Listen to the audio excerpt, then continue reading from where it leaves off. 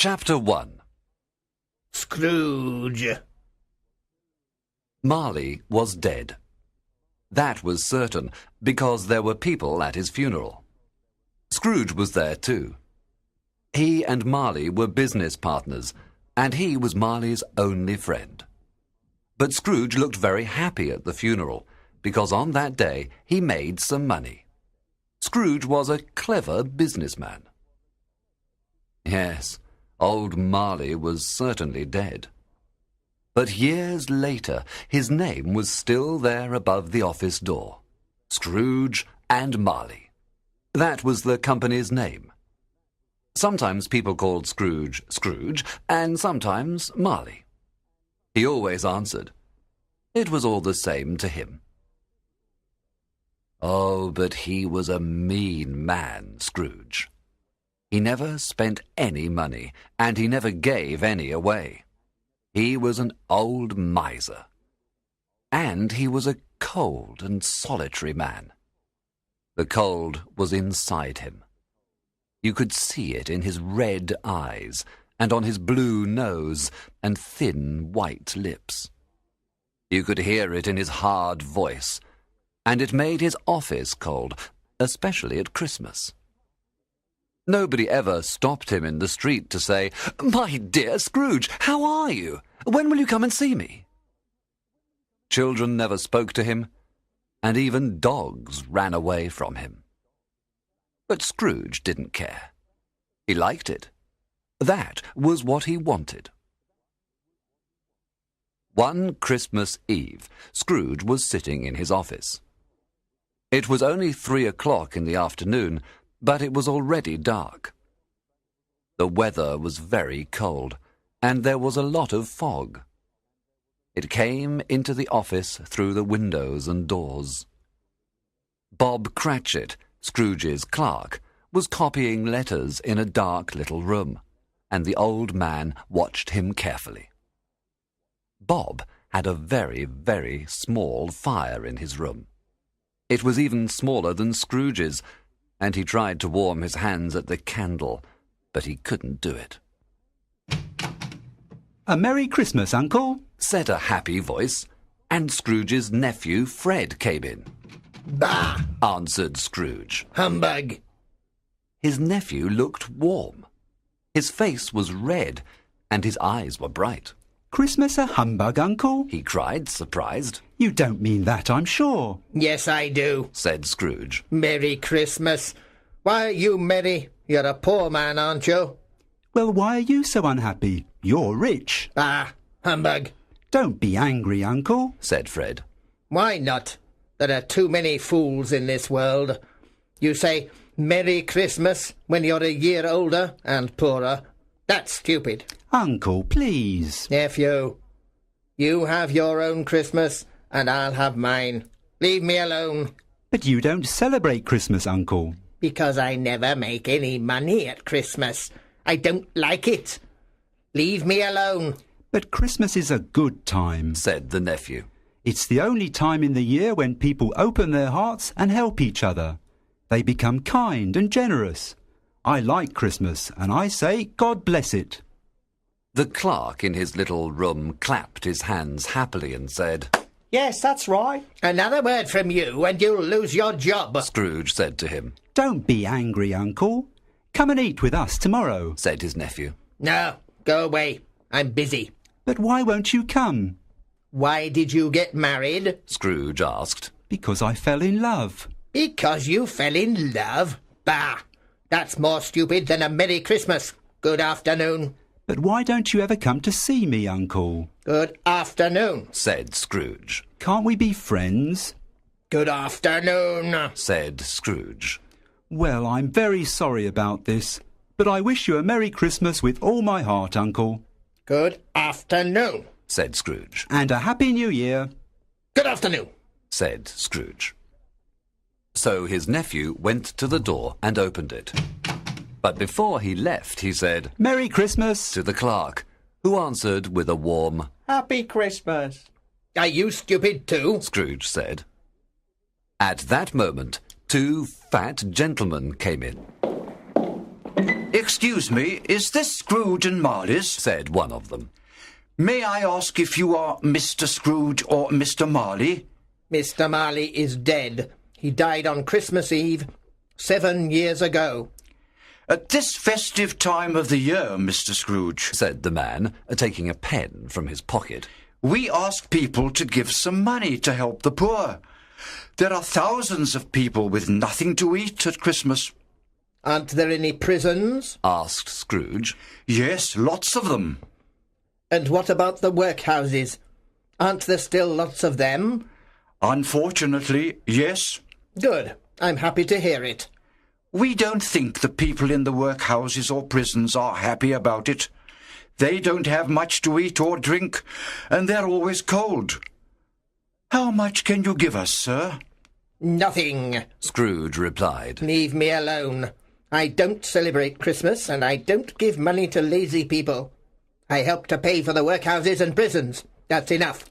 But many people can't go there, and they'll die in this cold weather. Well, there are too many people in the world already. So that's a good thing. Good afternoon, gentlemen. So the two men went out, and Scrooge continued his work. It became colder and foggier and darker. When a boy came to sing a Christmas carol outside Scrooge's door, he stood up and shouted angrily, Go away! The boy was frightened and ran away very quickly. Finally, it was time to close the office and go home. Scrooge stopped his work and put down his pen. The clerk put on his hat to go. You want all day tomorrow, do you? Said Scrooge. If it's all right, sir, yes. It's not all right. Scrooge answered. I must pay you for a day's holiday. It's only once a year, sir. Bah! Every December the 25th, you get money for nothing. Well, arrive here extra early on the 26th. You hear me? Yes, sir. Said the clerk. And when he left the office, he ran and danced all the way home, because it was Christmas Eve.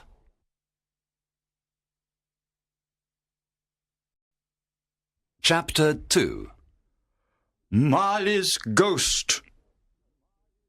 Scrooge walked home to the rooms where he lived. Years ago, his partner Marley lived there. They were very old and dark and silent. The knocker on the door was large, but it was like hundreds of other door knockers. Scrooge never looked at it. And he wasn't thinking about Marley when he put his key in the door. So, how did he see Marley's face in the knocker? Yes, Marley's face. There was a strange light around it. It looked at Scrooge with its glasses up in its hair, like Marley when he was alive. The hair was moving slowly, the eyes were wide open, and the face was very white. Scrooge looked at it for a moment, and then it was a knocker again. He was surprised, but he went in and lit his candle. Then he looked at the knocker again. Pooh, pooh, he said, and closed the door. The sound echoed around the house, but Scrooge wasn't frightened of echoes, and he went slowly up the dark stairs. He liked darkness. It was cheap. He looked around his room. Nobody under the table, nobody under the sofa, nobody under the bed, nobody in the cupboards. He locked the door and put on his dressing gown, slippers, and nightcap. Then he sat in front of an old fireplace with a very small fire in it. For a moment, he thought he saw Marley's face in the fire. Humbug, he said. Then he looked at the old bell above him on the wall. He was very surprised when this bell began to move. At first it moved slowly and quietly, but soon it made a very loud sound, and all the bells in the house began to ring too. Suddenly, they stopped. Scrooge heard a strange noise far away in the house, a noise of metal, like chains. It was coming up the stairs. Something was coming towards his door. It's humbug, he said. I don't believe it. But the thing came into the room and stopped in front of him. He couldn't believe his eyes. The same face. Marley's face. Scrooge recognized his dead partner's clothes and boots, and he saw a long chain round his transparent body. The chain had heavy cash boxes, keys, locks, and account books on it. Marley was looking at him with cold, dead eyes. There was a handkerchief round his head and chin. Well, Scrooge said. What do you want with me? Much! It was certainly Marley's voice. Who are you? Ask me who I was. Who were you then? In life, I was your partner, Jacob Marley. Sit down, if you can. The ghost sat in a chair on the other side of the fireplace. You don't believe in me, do you? It said. No, I don't. Why not? Because perhaps I ate a piece of meat or cheese and my stomach didn't digest it. So you are only the consequence of a bad stomach. Scrooge said this because he didn't want to show his terror. But the ghost's cold eyes frightened him very much. If I eat this candle, Scrooge continued, I'll see hundreds of ghosts like you, but they'll only be in my head. Then the spirit gave a terrible cry, and it shook its chain with a tremendous noise. Scrooge trembled, and then he fell out of his chair with horror when the ghost took off the handkerchief and its chin dropped on its chest. Help! He cried, with his hands on his face. Oh, why are you here, terrible spirit? Do you believe in me or not? Yes, I do. I must. Scrooge replied. But why do you come to me? If a man's spirit stays away from other people while he is alive, it must walk through the world after he is dead. But it cannot share the happiness of living people. And again the ghost shook its chain with a sad cry. Why are you wearing that chain? Scrooge asked, trembling. Because I made it when I was alive. I stayed away from other people. I didn't try to help them. I never loved anybody. I loved only money. So I made this chain for myself, and now I must wear it. I lived like you, Scrooge. 7 years ago, your chain was long and heavy. Now it is very long and very heavy. Again Scrooge trembled in terror. Tell me more, old Jacob Marley. Help me. I cannot help you, Ebenezer Scrooge, answered the ghost. I cannot rest. I cannot stay here. When I was alive, my spirit never walked out of our office. It was locked in there while I made all my money. So now I must travel and never stop. Have you travelled all this time? For 7 years? Yes, no rest, no peace, always travelling. Do you travel fast? Very fast, like the wind. Well, in 7 years you have been to a lot of places, then. Oh, but I am a prisoner, cried the phantom, and it shook the chain again, a terrible sound in the silence of the night. I was also a prisoner in my life, because I didn't try to help others. But you were a good man of business, Jacob. Scrooge was thinking of himself, too. Business? What was my business? My business was people. My business was charity. My business was love. My business was goodness. But I didn't do anything good. I lived with my eyes closed. I didn't see the poor and hungry people in the streets. But now I must go. Listen, I'm listening, Jacob. Scrooge said. I am here tonight to tell you something. There is still hope for you, Ebenezer. You still have a chance. You were always a good friend, Jacob. Thank you. You will see 3 ghosts. Scrooge looked frightened. Are they the hope and the chance you spoke about, Jacob? Yes, Well, I don't want to see them. you must. If you don't want to be like me, you must. The first spirit will come at 1 o'clock tomorrow morning. Can't they all come at 1 o'clock and finish it quickly, Jacob? The second will come on the next night at the same time. The third will come on the night after that, when the church bell strikes 12 midnight. You will not see me again. Remember my words. Then the ghost put the handkerchief round its head and began to walk towards the window. It asked Scrooge to follow. But when the window opened, Scrooge stopped. He was very frightened, because he could hear a great noise of crying outside. The air was full of ghosts. They were moving quickly here and there, and they all wore chains like Marley's ghost. Their cries were very sad. There was one old ghost with a big metal box of money on a chain. It was unhappy because it couldn't help a poor woman and her baby out in the cold, foggy night without a home. Marley's ghost went out into the night. In a moment it was with the other ghosts, and all of them disappeared. Scrooge closed the window and went to the door. It was locked. Did Marley's ghost really come through a locked door? Bah! He said. And he began to say, but stopped. He didn't want to say it now. It was late, and he was tired. So he went to bed and fell asleep immediately. Chapter 3. The first spirit.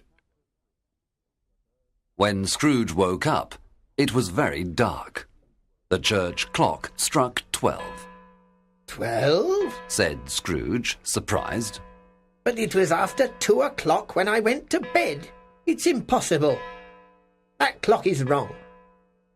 He got out of bed and went to the window, but he couldn't see much. It was dark, foggy, and very cold. He went back to bed and began to think. Was it all a dream? Was Marley's ghost really here? He said to himself. Suddenly he remembered the ghost's words. The first spirit will come at 1 o'clock tomorrow morning. So he decided to wait and see. After a long time, he heard the church clock. It's 1 o'clock, Said Scrooge. and there's nobody here. At that moment, there was a great light in the room, and the curtains of his bed opened. Yes, a hand opened the curtain in front of his face. He sat up and saw a strange person. It was small, like a child, but it was also like an old man. Its long hair was white, but its face looked young. It was wearing white clothes with summer flowers on them. There was a piece of green holly in its hand. Are you the first spirit? Asked Scrooge. Yes, I am. The visitor replied in a quiet voice. Who and what are you? I am the ghost of Christmas past. Whose past? Your past. Why are you here? To help you. I thank you. Scrooge said. If you want to help me, let me sleep. Get up and walk with me. Said the spirit, and it took his arm.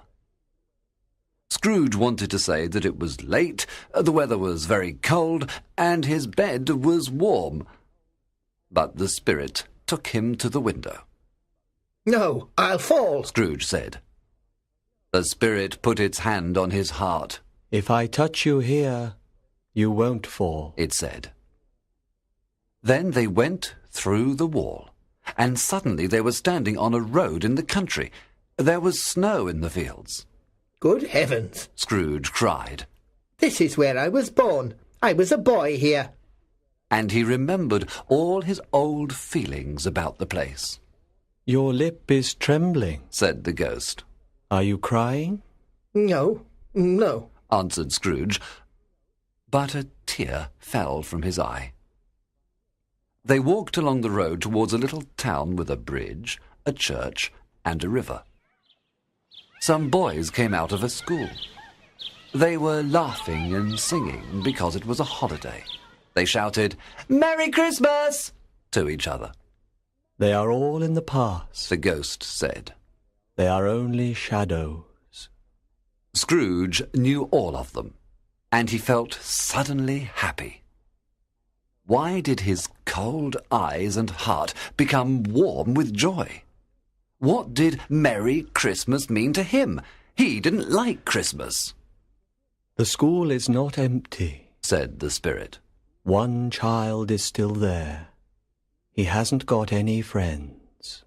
I know, Scrooge said, and there were big tears in his eyes. They went into the school, a big, old, dark place. Inside there was a long classroom. It looked sad and empty, with only a few desks and chairs in it. A little boy was sitting at one of the desks. He was reading a book by a small fire. Scrooge sat down on a chair and cried, because he knew that the little boy was himself many years ago. That's me, he said. I was left here one Christmas. Poor boy. Oh, I would like to, but it's too late now. What is it? asked the spirit. Nothing. You see, there was a poor boy outside my office last night. He was singing a Christmas carol, but I didn't give him anything, and I told him to go away. The spirit smiled. Let's see another Christmas. Then everything changed. The boy was bigger, and the room looked older and darker. Scrooge saw himself again. He was walking sadly up and down. Then the door opened and a little girl ran in. She was younger than the boy. Dear brother, she said happily, and she put her arms round his neck and kissed him. I've come to bring you home. Home. Home, Fanny? The boy asked. Yes, home forever and ever. The girl laughed. Father is kinder now, and he wants you to come home. He sent me in a coach to fetch you. Oh, you'll never come back to this horrible school, and we'll be together for Christmas. I'm so happy. She began to pull him towards the door. Bring Master Scrooge's luggage to the coach, somebody shouted in a terrible voice. It was the teacher, and when he came in, the boy was very frightened. Goodbye, Master Scrooge, said the teacher in his terrible voice. Goodbye, sir, the boy answered, trembling. But when he got into the coach with his sister, he felt happy. Your sister had a very good heart, said the ghost. When she died, she left one child, your nephew. Yes. Scrooge remembered the conversation with his nephew in his office the afternoon before, and he felt bad about it. Suddenly, they were standing at the door of an office in the city. It was Christmas again. I know this place very well. And there's old Mr. Fezziwig, alive again. Oh, dear old Fezziwig. Mr. Fezziwig was a fat, happy man with a red face. He was working at a desk. Hey, Ebenezer! Dick! He shouted. Stop your work! Scrooge, now a young man, came in with his friend Dick. It's Christmas Eve, boys. We must celebrate, said Fezziwig. Let's stop work and close the office. So they put away all the books and papers and made a big fire. Then a man came in and started to play the violin. Mrs. Fezziwig and the 3 Miss Fezziwigs arrived. And then a lot of young people came, and everybody began to dance to the music. Then there were games and more dances, cake and hot wine and more dances. And there was lots of roast beef and beer and mince pies too. It was a wonderful party. At 11 o'clock, everybody said, "Merry Christmas!" And the party finished. While Scrooge was watching all this, he laughed and sang and wanted to dance. He remembered it all and enjoyed it very much. You and Dick and everybody loved Mr. Fezziwig. The ghost said to him. But why? That party was a very small thing. It cost only 3 or 4 pounds. So why did you all love him so much? A small thing? Answered Scrooge. No, Fezziwig was our manager, so he could make us happy or unhappy. He could make our work easy or hard. He gave us a lot of happiness, and that was like a fortune in money. Then Scrooge looked sadly at the ghost. What are you thinking about? It asked. I was thinking that I would like to speak to my clerk now. Come, there isn't much time, said the ghost. We must be quick. At that moment the scene vanished, and they were standing in the open air.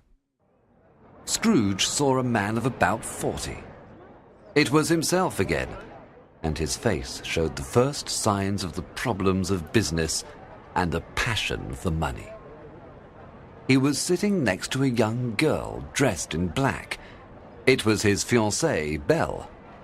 She was crying quietly. You love something more than me, Ebenezer, she said. Huh? What? Money. You are afraid of life. You are afraid of the world. And so you do only one thing. Make money. Then you feel more secure. Money is your passion now. No, he said angrily. My feelings for you haven't changed, Belle. But you have changed. When you promised to marry me, you were a different person. I was a boy, he said. And so my love is nothing to you now. You aren't happy with me, and you don't want to marry me. I've never said that. Not in words, no. But I know it's true. I haven't got any money, so you don't want me.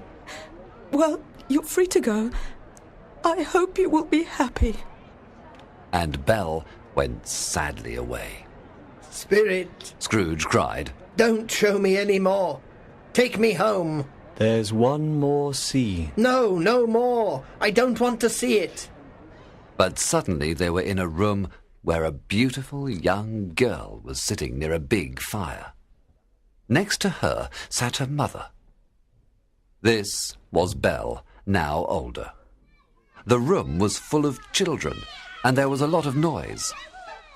But Belle and her daughter liked it, and the daughter began to play with the children.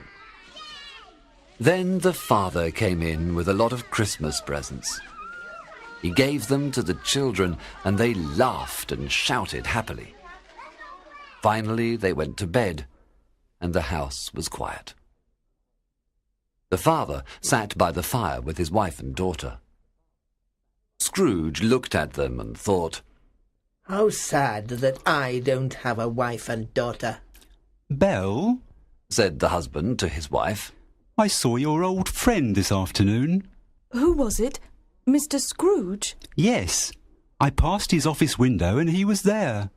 He hasn't got a friend in the world. His old partner Marley is dying. Spirit, take me away, said Scrooge. These things happened, The ghost answered. and they cannot be changed. Please take me back. I can't watch this any more. At that moment, the spirit disappeared and Scrooge was in his bedroom again.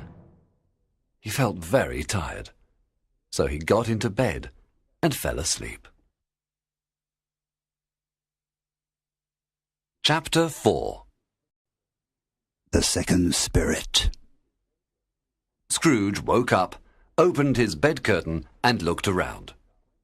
He was ready to see anything, but when 1 o'clock struck, nothing happened. After a while, he saw a strong light in the next room.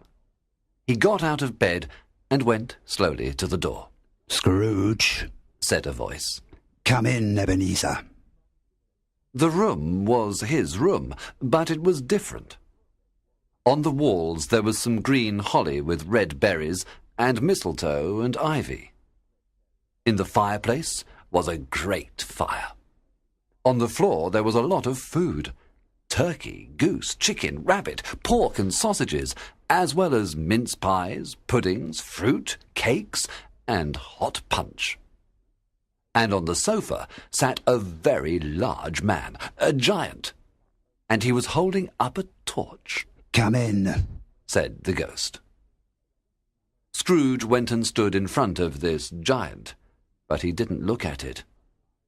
He was too frightened. "I am the ghost of Christmas present," said the spirit. "Look at me." So Scrooge looked. He saw that the spirit was smiling. It had kind, gentle eyes. There was holly round its long, dark hair. Its face was young and happy. "You have never seen anybody like me before," it said. Never. "And you have never met any of my brothers?" No. How many brothers have you got? "More than 1,800. I am the youngest." Spirit, Scrooge said. take me where you want. I learnt a good lesson last night. "Touch my clothes." When Scrooge did this, the room disappeared, and he stood in the city streets on Christmas morning. There was a lot of snow. Some people were playing and throwing snowballs. Others were buying food in the shops. It was a busy, cheerful scene, and the bells were ringing. Then a lot of poor people came along the street with their Christmas dinners of goose or chicken. They were taking them to the bakers' shops to be cooked in the oven. The spirit took Scrooge to one of these shops and touched some of the dinners with its torch. What are you doing? Scrooge asked. "I am making these dinners extra good so the people will be happier," it replied, smiling. After a while, Scrooge followed the ghost to the suburbs of the city. They went to the house of Bob Cratchit, his clerk. The kind ghost touched the house with its torch. Then they went in. Mrs. Cratchit and her daughter Belinda were preparing the table for Christmas dinner. Young Peter Cratchit was helping them. Suddenly, 2 little Cratchits ran in and shouted that the goose was ready at the baker's. Then the oldest daughter, Martha, arrived, and after her came Bob, with his little son, Tiny Tim, on his shoulder. The child was a cripple, and he walked around on a small crutch. Young Peter went to fetch the goose. When he came back, all the children in the family shouted, "Hooray!" because they didn't often eat goose. Belinda made some apple sauce. Mrs. Cratchit prepared the potatoes and the gravy.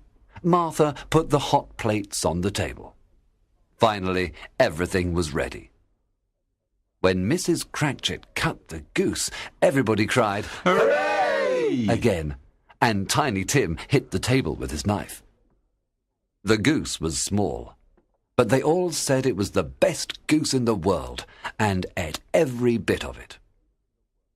Then Mrs. Cratchit brought in the Christmas pudding with brandy on it.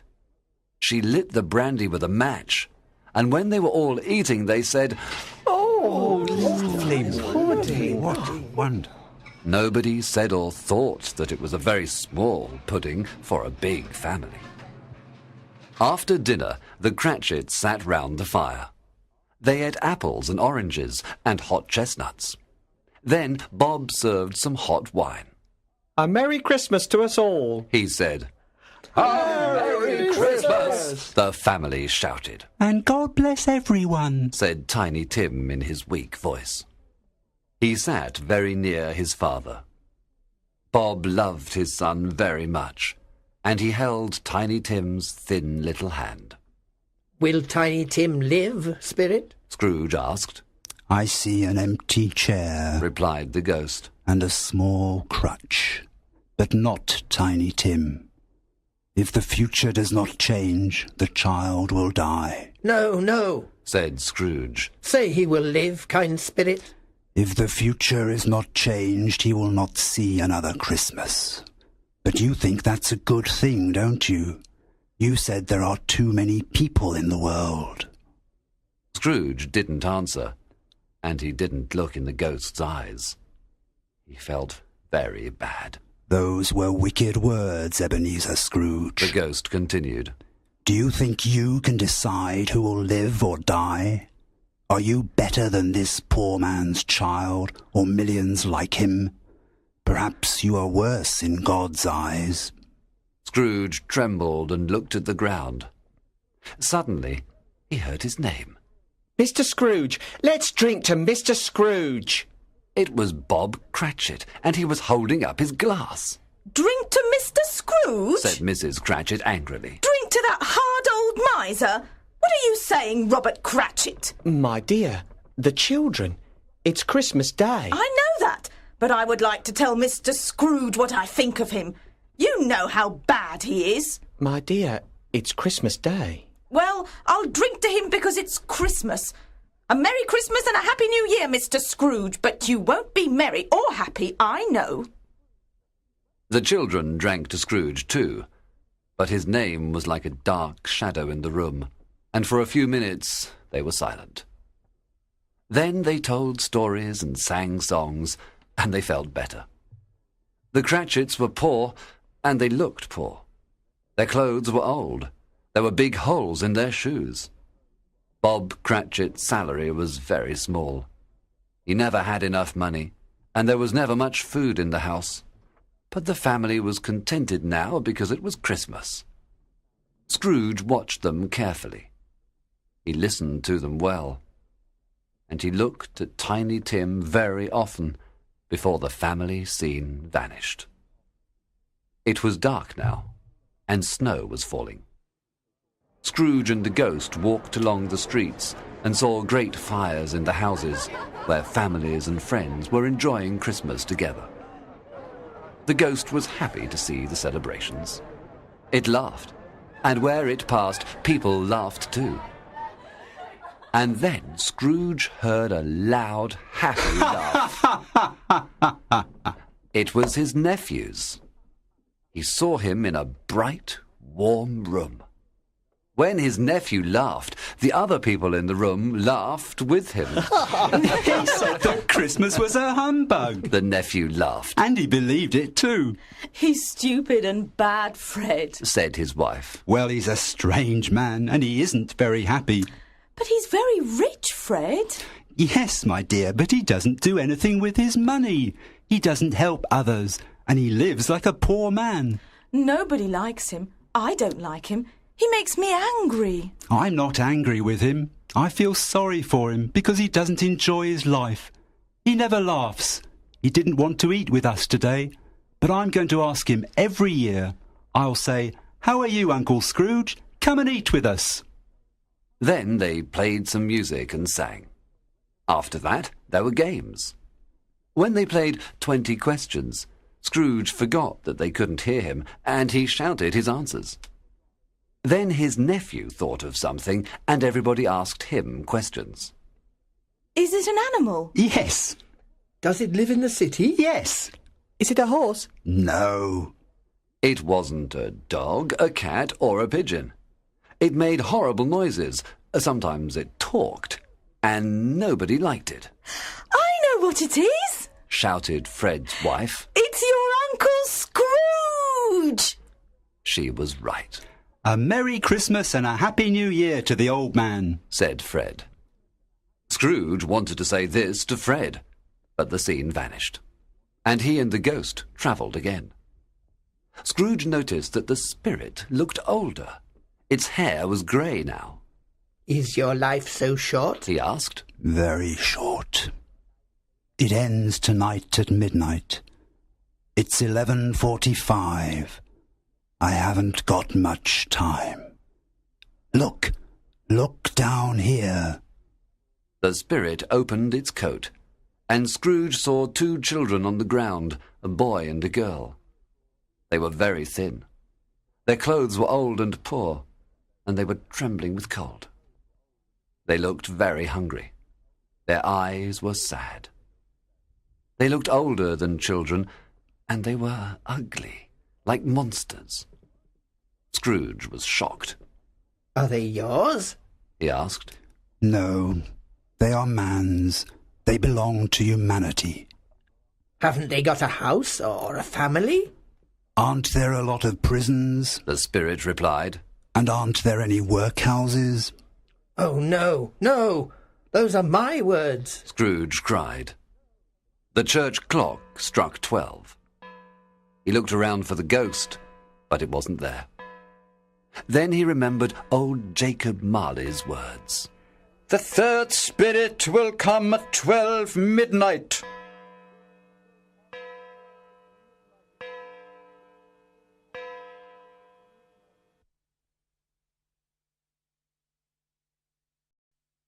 Chapter 5. The Last of the Spirits. Another phantom was coming towards him. It was tall and silent.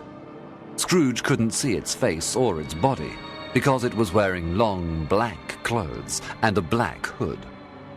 There was something mysterious about it. When it came near him, Scrooge was very frightened.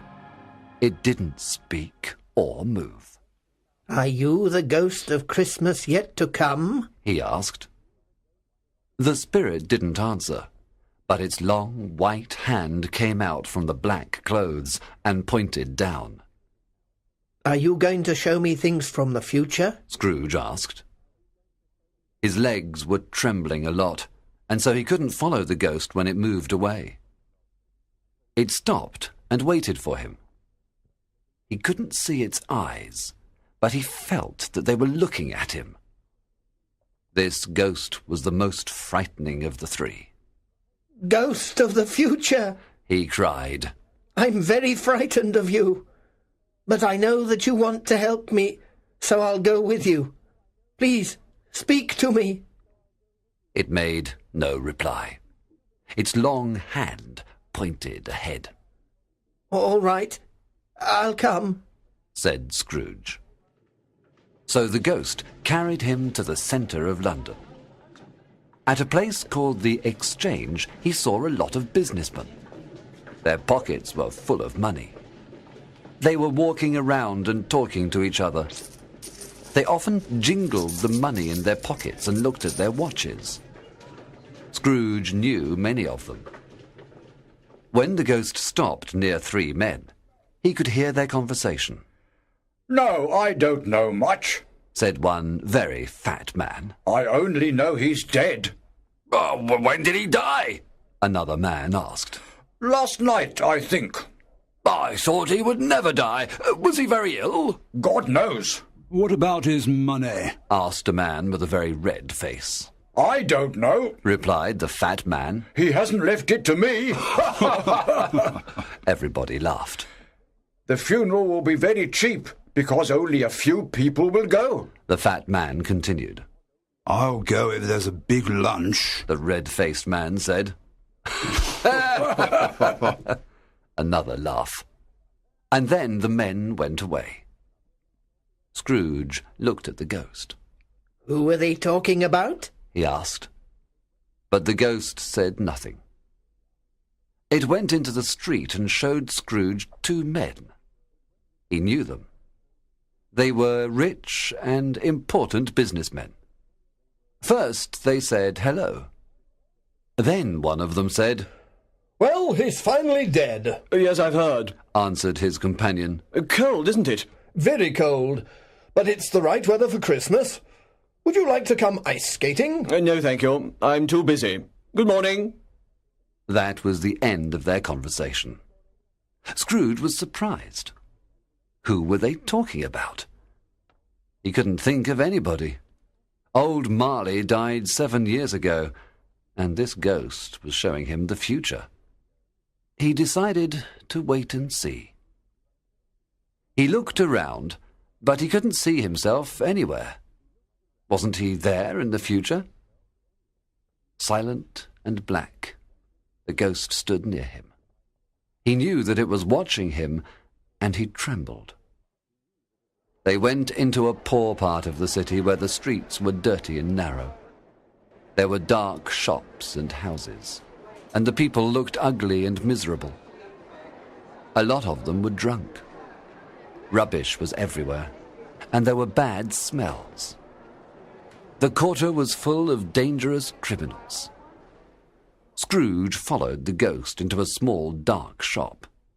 It was full of dirty old things: bottles, clothes, keys, chains. A man of about 70 with grey hair sat near a fire and smoked his pipe. Then a woman came in with a big, heavy box in her arms. She put it on the floor and sat down. "Open it, old Joe," she said, "and give me the money." The man opened the box. What are these? He said. Bed curtains? Did you take 'em while he was in bed? "Yes, why not? There was nobody with him. There are blankets, too." His blankets? "Of course. He won't need them where he's going. Here's a beautiful, expensive shirt, too. He was wearing it for his funeral. I thought, what a pity. This is a very fine shirt, but nobody will wear it again. So I took it off him." You did well, madam," laughed old Joe. "You're a clever woman, and you'll make a fortune one day." "I must think of myself, like him. He was a selfish old miser. I cleaned his rooms and his clothes. I worked very hard for him, but he never gave me anything. I wanted to take more things, but his housekeeper took them before me." Just then, the housekeeper came in. She had a large bag full of sheets, towels, clothes, and shoes. "Now look in my bag, old Joe," she said, "and tell me how much you give me." Old Joe counted up the money for each thing in the box and the bag and wrote some numbers on the wall. "That's how much I'll give you," he said, "and no more. I always give too much, and so I'm poor." Then he opened a dirty bag and put the money on the floor. "When he was alive, he frightened people and they hated him. So we get the profits now that he's dead." Scrooge watched this in horror. Spirit, I see, and I understand. This could happen to me. Oh, God, what's this now? The scene changed, and he was near a bed. It had no blankets or curtains. There was only an old sheet with something under it, the body of a dead man. The ghost pointed at the head, but Scrooge couldn't pull down the sheet and look at the dead man's face. He was shaking with terror. The body was cold, rigid, and alone in that dark room. How terrible, thought Scrooge. Not a man, woman, or child to say that he was kind to them in life, and to remember him with love. Then he heard the sound of rats behind the walls. Were they waiting? Were they going to jump on the bed and... "Spirit," he said. "What a horrible place. I'll always remember this scene. Can we go now?" But the ghost still pointed at the dead man's head. "I understand," Scrooge said. "but I can't do it. I ask you to show me somebody who is sorry that this man is dead." The ghost took him to Bob Cratchit's house. The mother and children were sitting round the fire. They were quiet. Very quiet. The little Cratchits sat like statues in a corner. Peter was reading. "When is father coming?" he asked. "He's late, but I think he walks slower now." "I remember when he walked very fast with Tiny Tim on his shoulder," said the mother. "But Tiny Tim was very light, and his father loved him so much. Ah, there's your father at the door." Bob came in. He drank some tea while the two little Cratchits put their faces close to his, saying, Don't be sad, Father. So Bob tried to be cheerful. But suddenly he cried. My little child, my little boy. He went to a room upstairs. It looked as bright and happy as Christmas. He sat on a chair next to the bed. There was a little child on it. It was Tiny Tim, and he wasn't sleeping. He was dead. Bob kissed the little face. Then he went downstairs. I met Mr. Scrooge's nephew in the street. He told the family. He asked me why I was so sad. When I told him, he said he was very sorry and wanted to help us. I think he's going to find a job for Peter. He's a very good man, said Mrs. Cratchit. Yes. Children, when you all leave home in a few years, you won't forget Tiny Tim, will you? Never, Father. They all cried. Thank you. I feel happier now, Bob said. Scrooge said to the ghost, Oh, please tell me who that dead man was. The ghost took him near his office, but it didn't stop. Wait, said Scrooge. my office is in that house. Let me go and see what I'll be in the future. The ghost continued walking. Scrooge ran to the window of his office and looked in. He saw an office, but it wasn't his. Everything was different, including the man at the desk. He followed the ghost again. It stopped at the gate of a cemetery. Am I going to learn the dead man's name now? Asked Scrooge. The spirit led him to a grave. He went near it, trembling. Before I look at the name, he said, answer me one question. Is it really necessary for these things to happen, or are they only possible? The ghost didn't answer. I mean, if men change their lives and become better, will the future change too? Is this what you want to tell me? The ghost was silent. Scrooge went slowly towards the grave, still trembling. He read the name on the gravestone. Ebenezer Scrooge. He fell on his knees. I was the dead man in the bed. Oh, spirit! Oh, no, no! Listen, I've changed. I won't be the same man as before. Tell me there is still hope. Please, tell me that if I change my life, the things that you have shown me will be different. The spirit's hand trembled. I will celebrate Christmas with all my heart. Scrooge continued. And I'll always try to have the Christmas spirit every day of the year. I will live in the past, the present, and the future. I will not forget the lessons that they teach. Oh, tell me that I can clean the name off this stone. Scrooge held up his hands to the ghost, but suddenly it vanished. There was only a bed curtain in front of his eyes.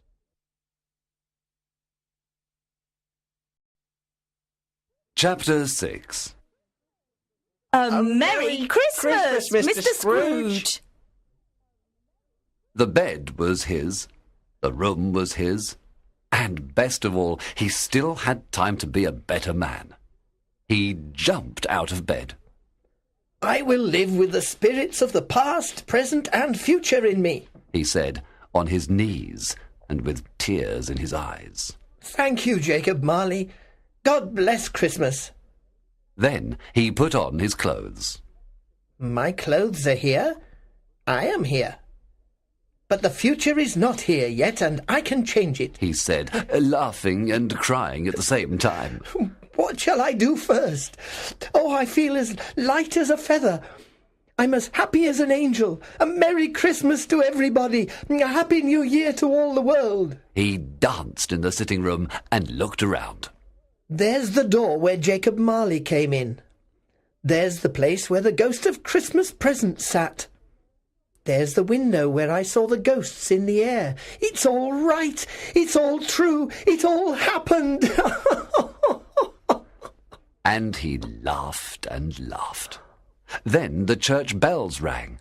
Ding dong, ding dong. It was a glorious sound. He opened the window and put out his head. No fog. It was a bright, sunny day, and the air was cold and sweet. What's today? Scrooge shouted to a boy in the street. Eh? The boy looked very surprised. What's today, my boy? It's Christmas Day. Christmas Day? Scrooge said happily to himself. So the spirits did everything in one night. Hey, boy! Do you know the butcher's shop in the next street? Of course. You're an intelligent boy. Do you know if they've sold that big turkey in the window? You mean the one as big as me? What a nice boy, Said Scrooge. Yes, that one. No, it's still there. Is it? Oh, good. Go and buy it for me, will you? Tell them to bring it here. If you come back in 5 minutes, I'll give you £0.50. The boy ran as fast as possible to the shop. I'll send it to Bob Cratchit. Scrooge said, He won't know who sent it. and he wrote Bob's address on a piece of paper. When the butcher's man arrived with the enormous turkey, Scrooge told him to call a cab. He paid for the turkey and the cab, and he gave the boy £0.50. He was laughing all the time. Then he put on his coat and walked along the street. He looked at all the people with a happy smile. Good morning. Good morning. People said to him, Merry Christmas to you. and Scrooge answered in the same way. Ah, there are the two gentlemen who were asking for money in my office yesterday. He said, How do you do, my dear sirs? A Merry Christmas to you. Mr. Scrooge? Asked one of them. Yes, that's my name, and perhaps you don't like me. Please excuse me for yesterday. Listen. Scrooge spoke quietly in the man's ear. Are you serious, Mr. Scrooge? The man was very surprised. Of course. Can you do me that favour? My dear Scrooge, that's very generous. I don't know what to say to thank you. Don't say anything. Come and see me tomorrow. I'll give it to you then, all right? Then Scrooge continued walking. He watched the people. He kissed little children. He played with some dogs. He looked at everything with love, and he felt very happy. In the afternoon, he went to his nephew's house. Everybody was in the dining room. Fred? Said Scrooge at the door. My God, who's that? Cried Fred. It's your Uncle Scrooge. I've come to dinner. Can I come in, Fred? Come in? Of course, Uncle, you're very welcome. Everybody was happy to see Scrooge, and he was happy to see them. They ate a wonderful dinner, and then they played wonderful games and had a wonderful time. Scrooge was in his office early the next morning. He was waiting for Bob Cratchit. Of course, he knew Bob would be late. 9 o'clock, and no Bob. 9:15, no Bob. At 9:20, Bob ran in. He went into his room immediately and started to work fast. Hello. Scrooge said in his old, angry voice. You're late. I'm very sorry, sir. Bob answered. Are you? Come here, Cratchit. It's only once a year, sir. Said poor Bob. It won't happen again. Well, my friend, I hope not. Scrooge said with a big smile. Because I'm going to give you a bigger salary. Bob trembled. He couldn't believe his ears. A Merry Christmas, Bob, said Scrooge. This will be your happiest Christmas. Yes, I'm going to give you a lot more money, and I'm going to help your poor family. Come on, make a very big fire, and let's have a drink, Bob Cratchit. Scrooge gave Bob more money, helped his family, and did much more. Tiny Tim did not die, and Scrooge was a second father to him. He became a good friend, a good manager, and a good man. A few people laughed at him, of course, but he knew that some people always laugh at anything new, strange, and good. He often laughed now, and that was the most important thing to him. He didn't see the spirits again, and he celebrated every Christmas with all his heart. And, like Tiny Tim, he said, God bless everyone.